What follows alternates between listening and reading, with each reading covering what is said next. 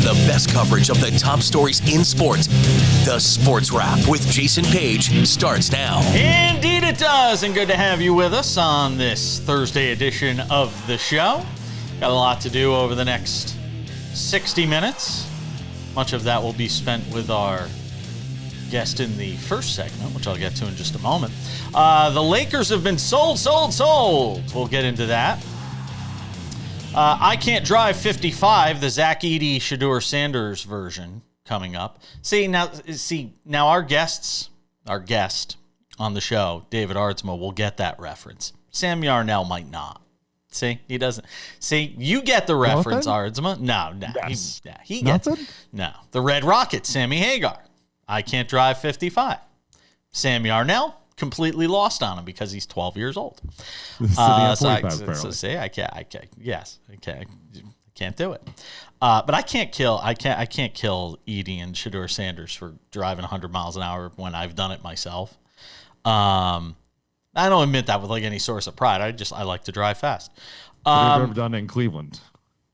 I don't think I've done it in Cleveland. I don't think I've done it in Cleveland. And I'm not sure if I've ever done it on like a 55. So David Aardsma is hanging out with us, and he's been so gracious. Last week, where were you when I talked to you last week? You were in like the middle of nowhere. Were you in Boston? We were in Boston. You were in Boston. All right, you weren't in the middle of nowhere. So he's on. Yeah, the middle of nowhere, Boston, Massachusetts. Well, because then he went to Cooperstown. That's why, which is the middle of nowhere. So I had David on last week. We were both on the road last week. I was in Connecticut and he was in Boston. Now this week he's in Chicago. So he's doing like the family vacation thing. First of all, I at first I was like, I feel bad that we're having David on the show while he's on vacation. Then I'm like, wait a second. He's on vacation with the family. He's dying to come on with us because he wants to get away from the family for a few minutes, right? I want to see Sammy. That's really what it is. Oh God, don't feed his ego. Please don't feed his ego. Come on. And by the way, we were talking off the air about people who would call you and spend an hour and a half on the phone with you. He would be that guy. So see, he's a talker. I love it. He's definitely a talker. And he'd ask you every question that you never wanted to be asked. About Paul Skeens. And which glasses and underwear, what was your underwear of preference when you were playing in the big leagues? So, boy, we've just spent the first 2.5 minutes of the show hammering Sam. It's great. So Sam wants to talk about Rafael Devers, which we'll get to in just a second. We got to get into this whole thing. So when we talked last week, you had just come from Fenway. You'd been met up with Craig Breslow. You had seen him. Well, you'd seen him. I won't say met up with him. It wasn't like you had a confab or anything, but you had talked to Craig Breslow. Give me some sense of your level of shock when you heard about the Devers deal, because I haven't talked to you since the Devers deal took place. I don't know how many people are shocked in general that there was a trade. I think that we're probably shocked that it happened in early June and not closer to deadline or not some other time. It blew my mind that this happened so quickly. And you hadn't heard anything. You hadn't heard that they're shopping, and there had been no leaks. How often with a player like this on this level that you hear leaks constantly? You hear like, oh, they're shopping, especially usually from the players' management, the players' side. They're leaking something just to kind of get the news out there. This shocked me. The deal itself shocked me, but probably the best thing for the Red Sox. For the Red Sox perspective, for both teams' perspective, I think this was a great trade. Personally, I think this is a great move. Red Sox needed to move him. Devers needs a new place. It's going to be great for him out in San Francisco. But from the Giants' perspective, you're getting the possibility of a top 10 player in the league on your roster. But you've moved. But hold on. You've moved now 2 transformative stars. I mean, you've let Mookie Betts go. You've let this guy go. I mean, there has to be something said for this organization, this franchise, now doing this twice with 2 guys that are, we're talking about 2 future Hall of Fame players, David. And don't forget Bogarts too. Yeah. Not bringing him back and they chose. Again, this wasn't Breslow, but they chose Devers over Bogarts. Sam, can you make that face one? Sam, can you make that face one more time for me? Because that was a Xander Bogaerts is hitting 227. I don't think it was necessarily a bad move to let him walk face.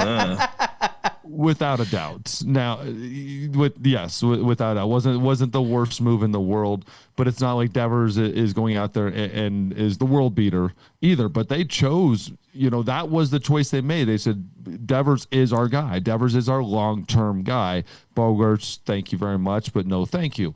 And so when you make that choice, comes with it some responsibility that you're going to that's your dude. This is your number one. He is the leader. He is the franchise, and this is where we're going.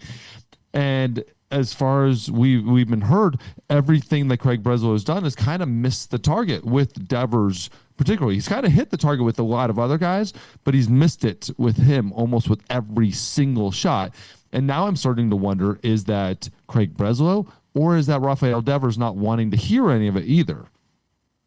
So, David, what I wanted to ask you about with regard to this whole Red Sox story is kind of the front office. Obviously, you're familiar with the team. You played there in the late 2000s, and you and Craig Breslow, actually, I looked into it. You guys kind of chased each other around the major leagues. You were never teammates, but you were like always in kind of the same division. You played for Boston like 2 years apart, and then you were out in the AL West together for years. But I'm curious because the stories that have been coming out around this Red Sox front office with the AI interviews through 5 rounds of interviews to get a front office position and just kind of the general sentiment. We talked about all the trades they've made. The fan base is clearly up in arms with this front office. How do you kind of view the outlook for all the people working in management for the Red Sox? So 5 rounds of interviews is not that absurd when you're talking with teams. When we did it with the Blue Jays, you went through a gauntlet of interviews, and one day we would generally you would have to sit down with 5-6 different interviews in one day with us, and that's and we usually did 2 rounds just to even get to that point. So it's not crazy, and I'll give Craig Breslow this: he will be on the cutting edge of stuff. That's the most intelligent guy I had ever been around, and I've been around a lot of pretty smart people. So he might be a little early on his timing on this, but I've got no issue with what he's doing with that. Somebody has to make the change, and he might just be the first one. He might take the bullet for it, but someone has to make change. Nobody cares about any of this if they're not in 4th place. And that's it. And now you're trading your superstar, the dude that will get you to that 1st place. That's the only thing these people care about, especially Red Sox fans. If they were sitting in Tampa Bay's position in 2nd place and going to the playoffs, no one would be talking about it. David Aardsma is our guest. We're going to we're going to have him back, coming back with us. Don't go anywhere. Lots more to do on SportsWrap. We keep the conversation going on this Thursday edition of SportsWrap. If it is a Thursday, David Aardsma is hanging out with us on the show. Former big league reliever. Man who knows a thing or two about interviewing for big league jobs, apparently, as we were just talking about in the last segment as well. Not fun, huh? It's a big pressure cooker, huh? Pressure cooker, and it is stressful. You're not prepared for it, but it's easy. It's generally with people though, if you've been involved in baseball enough. Right. So every time you sit down, you're like, oh, I know you. Like, hey, we played together. Neat story, though. Craig Breslow, I think I was the last person he worked for. And when he played baseball, I was with the Blue Jays, and we had signed him. And we had worked together straight for about a month because it was kind of a project. And so I was the pitching coordinator or coordinator of player development. And he was kind of cool. We were learning about Rapsodo and Edgertronic cameras together on him as he was pitching. And now that's just a standard process in baseball. But back then, that was the cutting edge. Talk about this from the Giants' perspective for a moment. This is a team that's chased the big name free agent and hasn't been able to get him. And now they got him via trade, basically, in Devers. Buster Posey is a guy that came in, and a lot of people were excited when he came in to sort of run the day-to-day operations of this team. This is a big land for him. And we were talking about it yesterday on the show, Sam and I, in terms of the arms race that is the National League West, this is a big blow landed by the Giants here. It's a big blow, and it's something they needed to get over that hump of Padres, Dodgers, even at times Diamondbacks. Diamondbacks weren't playing as well, but they had the superstar advantage over the Giants. So this gets them that bona fide superstar. Willie Adames was a great move. Everybody loved it, but this is a different level. And yes, they were not able to find him on free agency. No one was wanting to go there. This is that move. It was great. They did have to sacrifice basically their rotation and prospects, but I don't see the players that they sacrifice as being game changers either. Just not like Jordan Hicks was going out there and pitching lights out. Right. Kyle Harrison wasn't doing all that great. And so I don't mind either one of these moves. It's just that they gave up on youth, and that's will usually bite you in the end. But they also got the years on Rafi. That's the thing. They get the years. Usually when you're making this move and you're telling them don't do it, it's because they're getting a rental player. This is a locked in player for whatever the rest on his contract. And in this day and age where he doesn't have to sit at third base and make error after error, he can be DH all the time. It's a great move. David, elsewhere in the National League, man, the Mets are struggling. And they've got some injuries to deal with, too. We'll get to that in a second. But last night, they lose to Chris Sale and the Braves. Sale goes 8 2/3 in another outing in what has been a dominant season for him. What have you seen out of Sale this late in his career, especially in Atlanta, that he's been able to revamp to make him such an effective pitcher? Obviously, a Cy Young winner. What's happening? Where's the old guys get this energy from? Because I want to go home. I want to go to sleep. And he's out here just killing it. I work out once a day and I'm like, I'm done. I love it. Atlanta has been the fountain of youth for Chris Sale. But we also saw that at the very end of the season 2 years ago with Red Sox. He was starting to turn it on. I think what we're doing is we're looking at Chris Sale and still thinking we're seeing that guy that was struggling with the Red Sox. That was just a little, just nothing of his former self. And now he feels good, feels healthy. That's really what it is. At the end, he has to be healthy. And he's been healthy. He pitched his lights out last year, and he's just continuing what he's doing with what it is. What I'm seeing is a guy that's aggressive in the zone with his stuff. And we hadn't seen that before. It seemed like he was always pitching around guys, always pitching like he was almost hurt. And now he's being aggressive again. And that's what we used to love about Chris Sale. He would just throw that fastball right through the zone and then throw the nasty slider and change up off of it. Now we're seeing a guy that's like that again. Talk to me about the Yankees. Talk me off the ledge on the fact that, that Aaron Boone's got to go. I mean, this team's lost 6 in a row. They can't score any runs. He can't manage his way out of a paper bag. Explain to me why every June we go through this with the Yankees, it feels like. Every June you go through this usually with great teams. This is okay. You can be okay with a streak. Now, you don't want to have a losing 3 in a row, which would be normally 2 sweeps in a row from Boston and the Angels. But they're playing one more against the Angels, which they'll probably win. Then they'll go right to Baltimore, probably win. But you want to have these times. These are the things you kind of look Sam. for. My reaction too, Sam. Me too. # me too. You want to look for these things. They're also not getting blown out of these games. It's 2-1, 4-3, 2-0, 1-0, 4-0, 3-2. So they're not blowing out, but you want to get your butt kicked a little bit mid-year to create a better team, because sometimes you get complacent. They were killing it. They were playing great baseball. They were coming off a sweep with the Royals. They had a decent series in Boston against Boston, even though they lost 2 out of 3.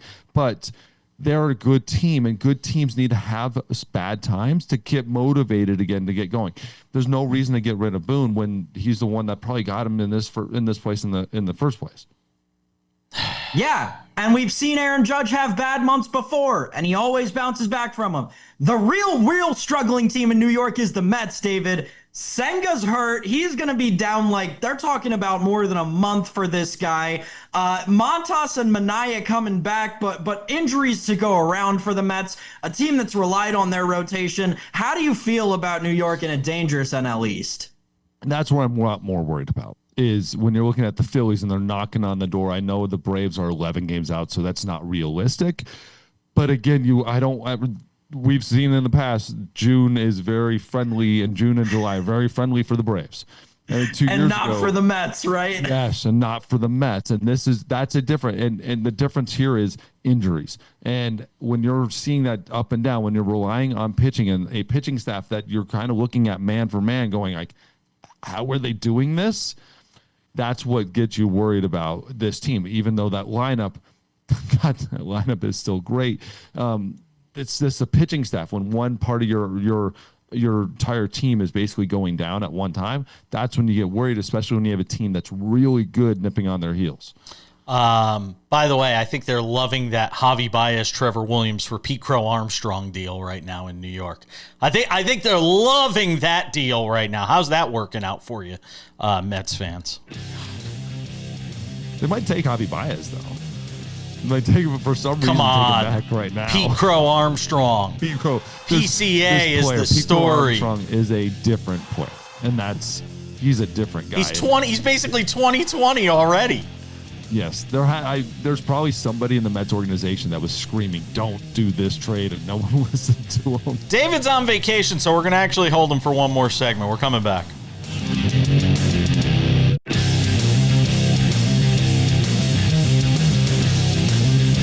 All right, one more segment of baseball with David Aardsma because it's a Thursday, and why not? Hockey's done.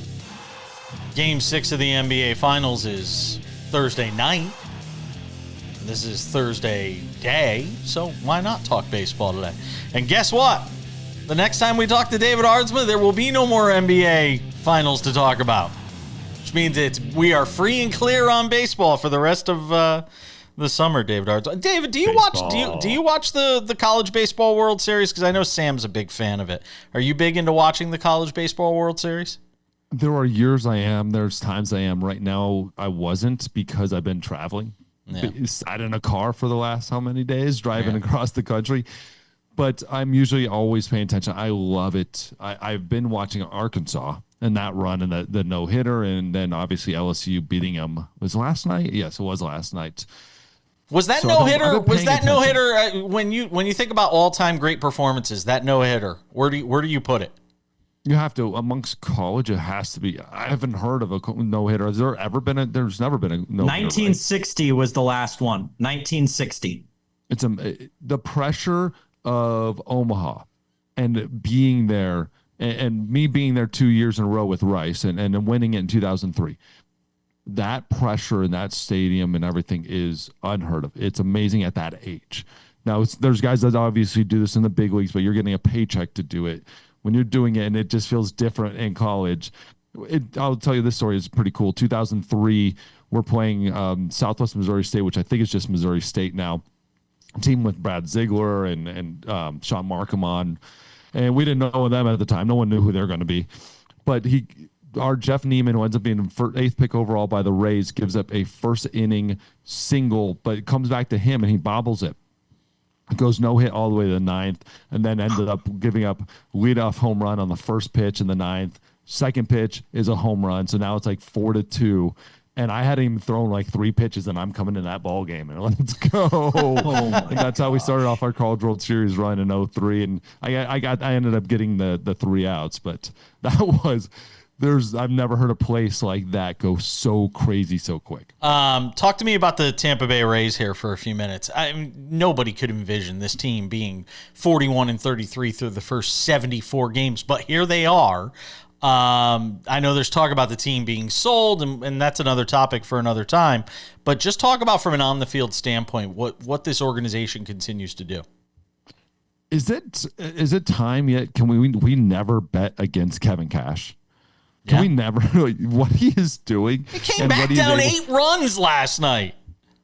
It's this team is being put together. They find a way, when we talk about culture, they find a way to do it different, to take players that no one else would expect, to build teams that you're looking at going like, if they could be decent, but they're constantly finding that place. They're constantly putting these teams together and finding people's abilities that fit perfect in this team, and they have something.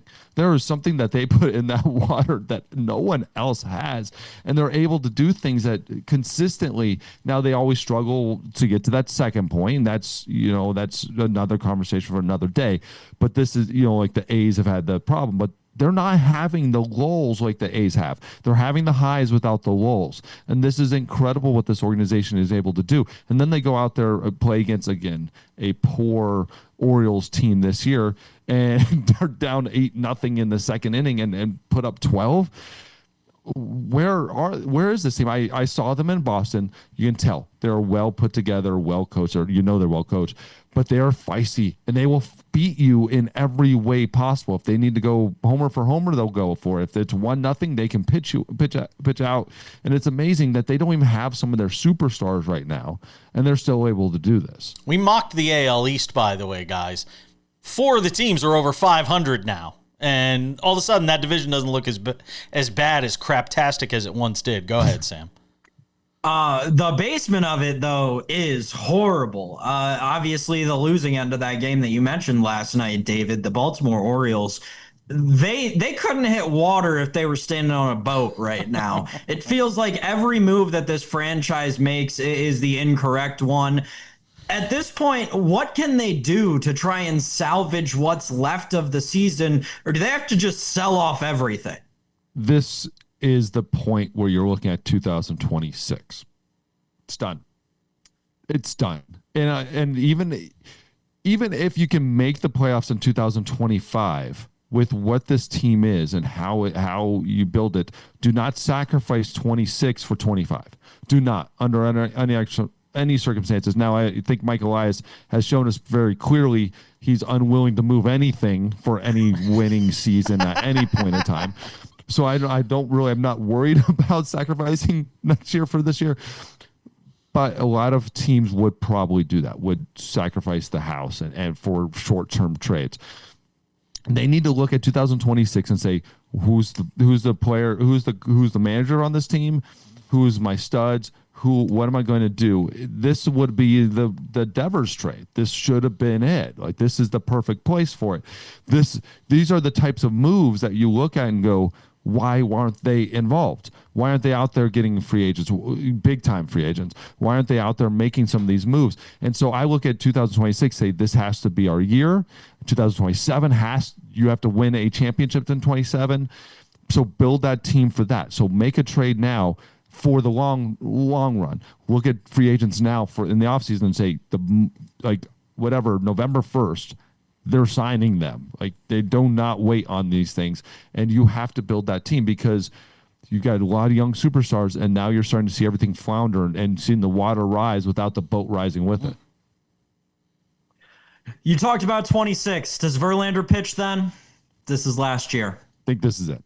I think this is it. When you're looking at winless and you're going out there and you're not seeing the stuff, you're not feeling it. It's on your heart. And you can tell when the ball's coming out, he's not beating hitters the same way. He's not able to do the things in the past that he's done. And that's when you know.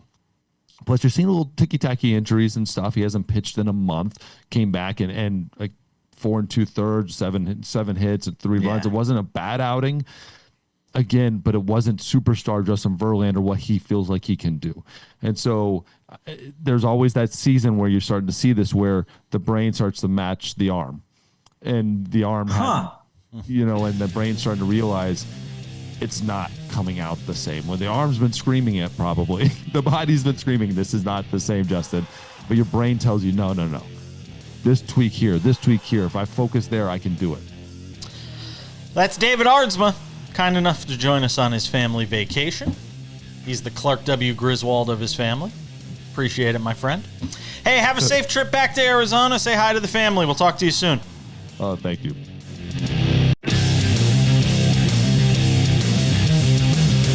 Coming up in 10 minutes, the price of buying an NBA team just went up. Wait until you hear how much the Los Angeles Lakers sold for, or are selling for. And guess who's buying them? We live in that era of sports, folks. We'll get into it coming up. Sam Yarnell, Do you like to drive fast, Sam Yarnell? Tell the truth. Let's just pretend you and I are talking. No, for a couple of reasons. So for a peek behind the curtain to the viewers, my first car was gifted to me from my grandmother. Well, from my aunt via my grandmother, is a 2006 Subaru Outback that I eventually blew the transmission on. I don't think the top speed of that car was over 75 miles an hour. My next car after that, I inherited from my grandfather. Somehow it was older. It was a 2004 Ford Ranger. Wow. It had crank windows and was stick shift. I drove that car straight into the ground. Great little pickup truck, though. Again, top speed, maybe 77 in like high gear driving down the highway. But then again, when you got up to a certain speed on that thing, the whole cab started to shake like this. So you were just rattling down the road at 78 miles an hour at that point. And then I finally bought my own first car once I got a real job and became an actual adult. And when I did, I subsequently had to pay for my own insurance. Now, being a younger man in America, generally insurance rates are pretty high, especially when you buy a car. So what my insurance company did, those wonderful, lovely people, is they offered me a small discount if I downloaded an app onto my phone. Oh, you didn't do that. You tracks did my that? driving. No, you did not do that. I can't speed too fast, Jason Page. My God. Or my insurance rates will go through the roof. That is so intrusive. I would never in a million years. I mean, if you even jam brake with that thing, it knows it. Forget. No. Nope, no chance. If I told you what the number difference was in my insurance rates, you'd be downloading it already. All right. I still don't think I would, because then I wouldn't even be able to enjoy driving. I wouldn't even be able to enjoy driving. It would be so stressful. Because every time I got a bike, it's very useful. Every time I would pump the brakes, I would be worried that my insurance was going up like $5. I'd literally see it go cha-ching. Like you'd hear the app on the phone just go cha-ching. That's the insurance probably going to go up for Shedeur Sanders and Zach Edey. That's the point here. Because both of them got busted for going over 100 miles an hour with their automobiles. And in the case of Sanders, it's a bigger deal because you got a guy who's already trying to gain the confidence of this Browns organization as a late round draft pick in this year's NFL draft. And this isn't going to help, Sam. I mean, there's no getting around it, fairly or unfairly, because look, all of us speed. And well, except you, because you got the intrusive app from unsaid insurance company on your phone. I mean, look, and this is why I can't come down too hard on the kid, because I'm double his age, more than double his age, and I've got a lead foot, so I'm the last person to criticize somebody for speeding. But I'm also not trying to become the starting quarterback of an NFL team, which is a position based on trust. It's a position based on responsibility. And Shedeur Sanders, getting busted for driving 101 miles an hour in a posted 60 mile an hour zone is not going to help him in that regard. Yeah, you're exactly right. There are so many things, right? Like, you've got to understand. I also don't understand how you, Shedeur Sanders, haven't gotten to a point in your life being as much as you were for Jackson State and everything you were to the University of Colorado. I don't understand how you get to that point without kind of understanding that I'm in the public spotlight with everything I do. So, like, you just have to have that level of integrity to do the right thing at all times, just because, especially in 2025, there's a good chance someone's always watching. Listen, everybody speeds, right? Not everybody speeds 50 miles per hour over 40 miles per hour over the speed limit. Like, on any scale, that's ridiculous. Going 65 in a 25, going 75 in a 35, 85 in a... Go down the list, right? It's not acceptable, really, for anybody, let alone somebody, again, who's in the public spotlight. I will say credit to the kid, though. Like, I saw the body cam footage. He handled himself really well. And, like, it seemed like he knew that he messed up. My guess is, honestly, and this is the most like frustrating thing, my guess is he was doing something for the Browns or to make himself a better quarterback, whether that be spending a late night at the facility studying tape or reviewing notes or going through a late night walkthrough with a coach. And he just wanted to get home and was tired. That's the most unfortunate part in all of this, is that it's developed into this whole big story around him. But again, integrity is the most important factor at play here. Yeah, it is. And look, I'm actually, there's a part of me that's actually rooting for him because of what happened to him in the draft. So I hope this isn't something that counts as a strike against him, and that it doesn't hurt his opportunity there in Cleveland with the Browns. Moving on to Zach Edey here. He's facing a misdemeanor charge. His is a little more serious. Reckless driving. He did 101 as well in a 55. This apparently happened on May 1st in Indiana. Tippecanoe County, Indiana, by the way. Probable cause affidavit. Cop observed What's going on with the Grizzlies, man? Yeah, I know. Initial court hearing is scheduled for Monday for Zach Edey, who was going too fast. All right, we're coming back. Lots more to do on the show. Mark Walter has bought the Los Angeles Lakers. What does it mean for the team going forward? It might mean a lot more than you think. That's next.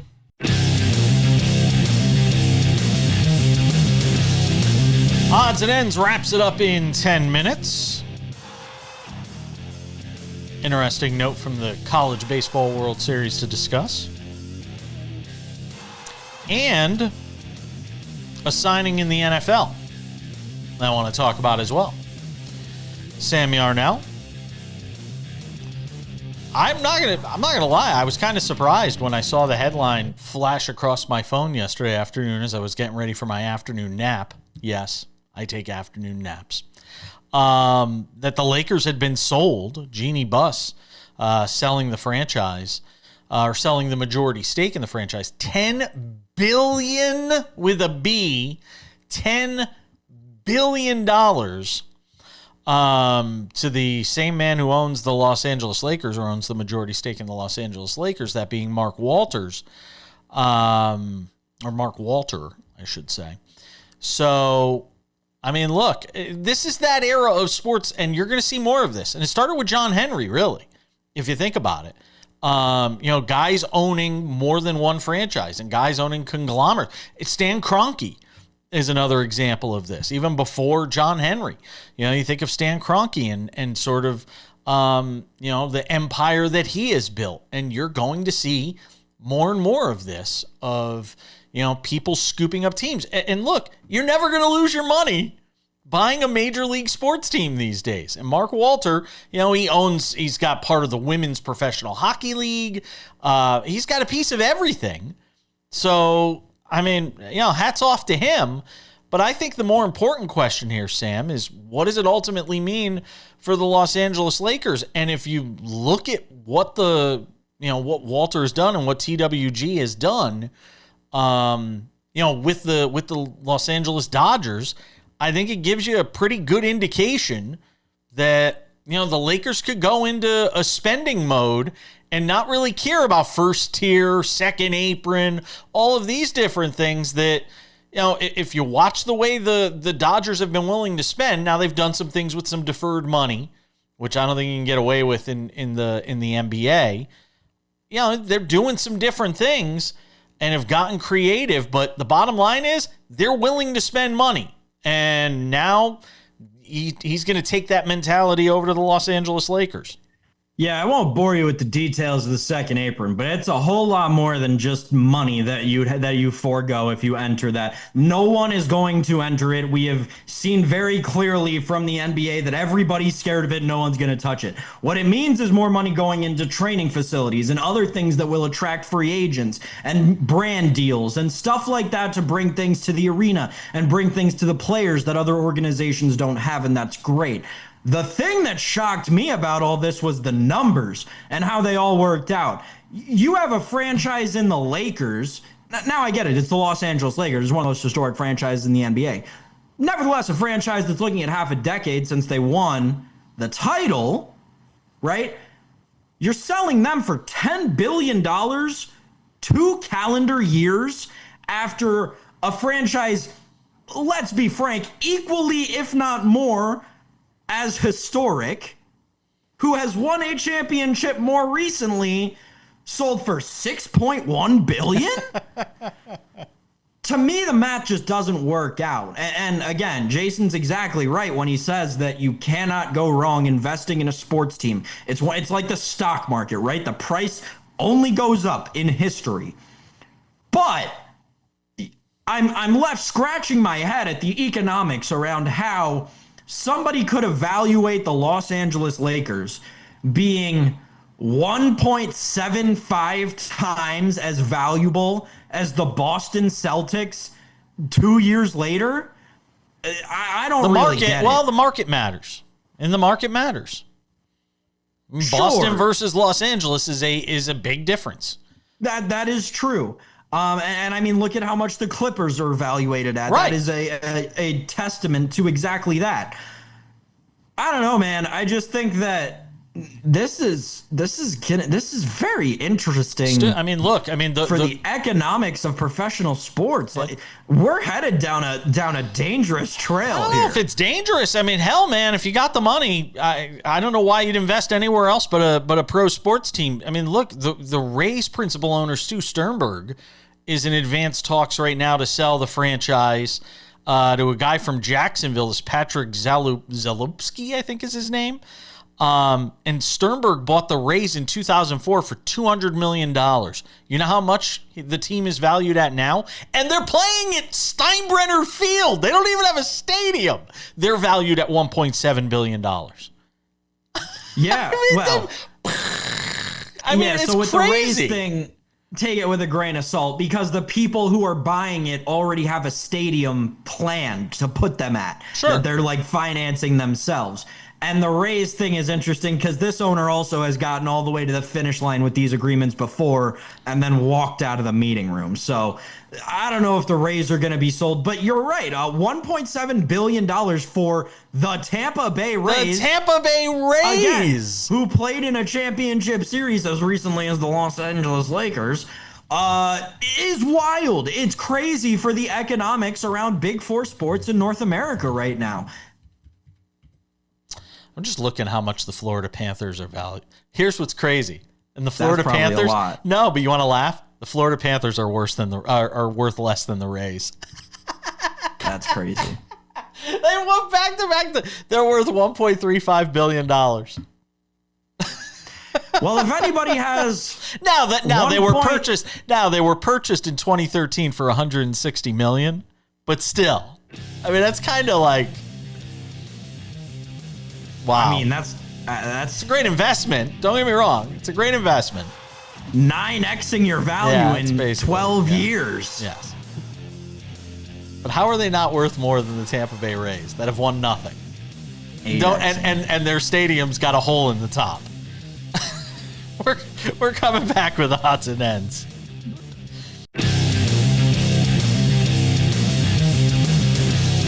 All right. Just about time to put the wraps on this baby for a Thursday. Tomorrow on the show, a recap of Game 6 of the NBA Finals, where we'll be talking about a Oklahoma City Thunder NBA title, or will we be getting ready to preview a Game 7 in OKC? We'll see how it all goes. Robert Lital will be here from Black Sports Online. Talk about the top stories of the week. Tino Patino will join us as well to preview this week's NASCAR race. I also want to see what he has to say about Richard Petty. The king has spoken. He doesn't like Shane Van Gisbergen getting a spot in the playoffs. Neither do I. Richard Petty and I agree on something. All of that on tomorrow's show. So if you haven't done so yet, I don't know what you're waiting for. Make sure to subscribe to the Sports Wrap with Jason Page podcast. It's available on all your favorite podcasting platforms, Spotify, Apple Podcasts, YouTube Podcasts. Anywhere you get a podcast, you can go and get the show. You can also watch us on over 220 affiliates around the country and in Canada. We love you, Canada. I know you're licking your wounds from that Edmonton Oilers loss in the Stanley Cup. We're there with you. At least I am. Sam may not be, but I'm there with you, licking your wounds. So if you are a fan of the show and you want to watch the show commercial-free Monday through Friday, you can do so on the Sports Wrap with Jason Page YouTube channel. Go over to YouTube, subscribe. It's free. The show is there every afternoon. A little pro tip, it's there before you could actually see it on television. So if you want to watch us every day, the first place to catch it is actually on YouTube, and then it's available on TV, usually just after that. Different markets all over America. All right, that does it for that part of the show. Now, without any further delay, ladies and gentlemen, time for some odds and ends. Odds and ends, Sam Yarnell. Coastal Carolina continues to be. Can you still be a Cinderella story if you won the College World Series 8 years ago? Can you still be a Cinderella story? You could, but they're not. Coastal Carolina is a team that's been good at college baseball for decades at this point. You talk about the level of major league talent that's come through there. I mean, go all the way back to the 90s when you're talking about guys coming out of Coastal Carolina and being effective. This is a team, or a school, I should say, that really cares about their baseball, and coming out of the Sun Belt Conference, they always seem to get it done. It truly is incredible how random of a baseball powerhouse you can get. But it's actually, baseball's funny in that way, right? Because you get a bunch of random schools that are powerhouses. In Division II, there's a powerhouse. The University of Tampa, right? They crank out major leaguers. Stetson is a powerhouse in Division I baseball. They crank out major leaguers. Weird schools in the sport of baseball, and it's one of the things that makes college baseball so amazing. Can just be so talented at one sport. Well, it'll be Coastal Carolina and LSU going at it. That's what we have to look forward to. Oh my gosh, heartbreak for Arkansas on Wednesday night, Jason. If you didn't see it, I didn't. They make a not even a bad play, just not the best play, and knock down a lead runner, and then. Long story short, ball gets hit to left. Left fielder tries to catch the ball with his shoulder. I don't know what he was doing there. It was a whole debacle for Arkansas. They had the game in the bag, and then LSU came. I just saw the highlight. Back. Yeah, I just saw the highlight. Yeah, but here's the thing, man. I'm not going to bet against Coastal Carolina in a day and age where they've won 26 straight games. I think their last loss was April 22nd. This is the hottest team in the country right now, Jason. And if you're betting against them, you're as good as crazy, because the Coastal Carolina Chanticleers are the real deal, and they're hotter than a $2 pistol right now. Oh, there you go. Hotter than a $2 pistol. They are plus 154 right now to win the College World Series. LSU minus 192 if you are putting odds on such things. I'll take Coastal. All right. There's other news from the NFL aside from Shedeur Sanders speeding around. Jair Alexander is joining the Ravens. He will join that team after being let go by the Green Bay Packers. I love the move for the Ravens. Yeah, I mean, Lamar Jackson didn't have enough all-pros around him already for Ravens fans to justify the fact that he can't perform in the playoffs year in and year out. So why not add another, right? Yeah, let's do it. Do I think it'll make a difference? No. Do I think they will be a great regular season team? Yes, I would bet on them against my own Buffalo Bills in week 1. Do I think they will make any noise in the playoffs? Not a single chance. Still betting against them, huh? Not during the regular season. But in the postseason. Still betting against them. Yeah, probably. Ravens to win the Super Bowl, by the way, are plus 700. The Bills to win the Super Bowl are also plus 700. The Chiefs are plus 750. The Eagles are plus 750, followed by the Lions at plus 1,000. Are you okay? Are you having a seizure? The Chiefs run, don't walk to bet the Kansas City Chiefs to win the Super Bowl. Oh my gosh. Really? Do not. Yes. Am I talking to the? Is this not the favorites to win the Super Bowl? Has somebody possessed the Sam Yarnell I know?